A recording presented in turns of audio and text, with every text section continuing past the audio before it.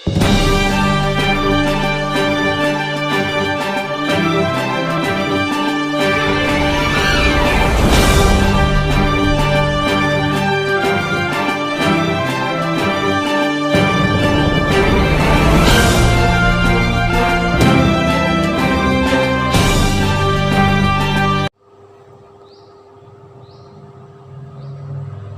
मैं आप लोगों को एक किसान और परमात्मा की कहानी बताने जा रही हूँ, जिसमें बताया गया है कि संघर्ष व चुनौती ना हो तो ज़िंदगी क्या है। एक किसान था, वह एक रोज़ परमात्मा से बड़ा नाराज़ हो गया और उसने परमात्मा से कहा, कभी बाढ़ आ जाता है, कभी सूखा पड़ जाता है, कभी धूप तेज़ हो जाती है तो कभी ओले पड़ जाते हैं। हर बार कुछ न कुछ कारण से मेरी फसल ख़राब हो जाती है।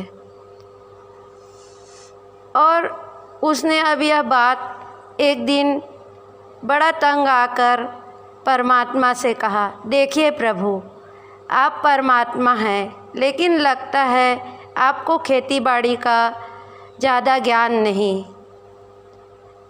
मेरी एक प्रार्थना है कि एक साल मुझको मौका दीजिए, जैसा मैं चाहूँ वैसा मौसम हो, फिर आप देखना मैं कैसे अन्न के भंडार भर दूँगा।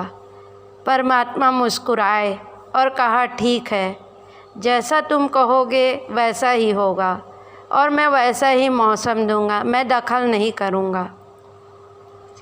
किसान ने परमात्मा की बात मान ली।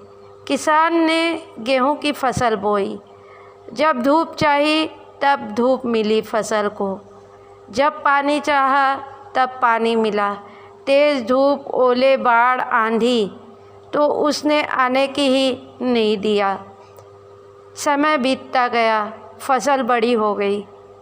किसान बहुत खुश था, क्योंकि ऐसी फसल आज तक नहीं हुई थी।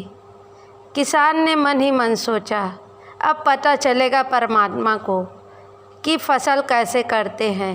बेकार ही इतने बरस हम किसानों को परेशान करते रहे हैं।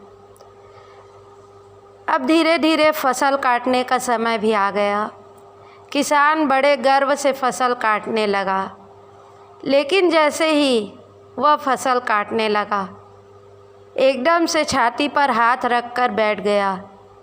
गेहूं की एक भी बाली के अंदर गेहूं नहीं था, सारी बालियां अंदर से खाली थी। बड़ा दुखी होकर उसने परमात्मा से कहा, प्रभु ये क्या किया आपने। तब परमात्मा बोले, ये तो होना ही था, तुमने पौधों को संघर्ष का जरा भी मौका नहीं दिया, न तेज़ धूप में उनको तपने दिया, न आंधी के झोलों से झुलसने दिया। उनको किसी प्रकार की चुनौती का एहसास जरा भी नहीं होने दिया।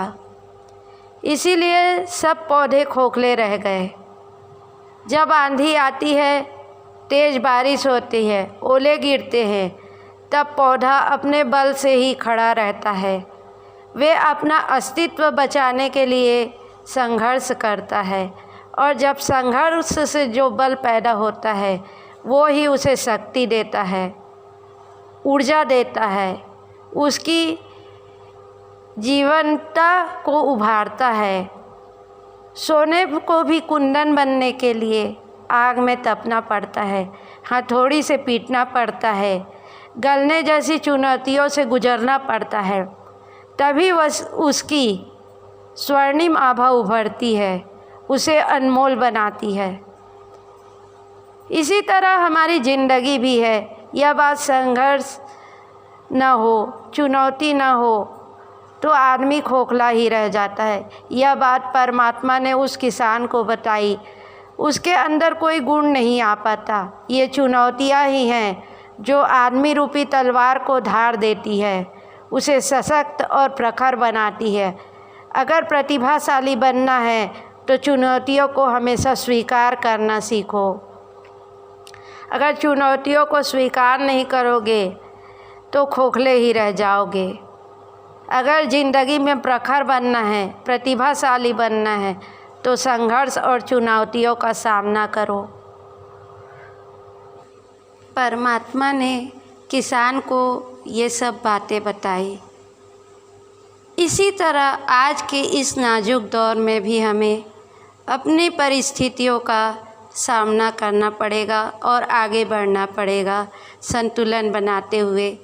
जब हम इस नाजुक दौर में संतुलन बनाए रखेंगे तभी हम बाकी लोगों को बचा पाएंगे। धन्यवाद।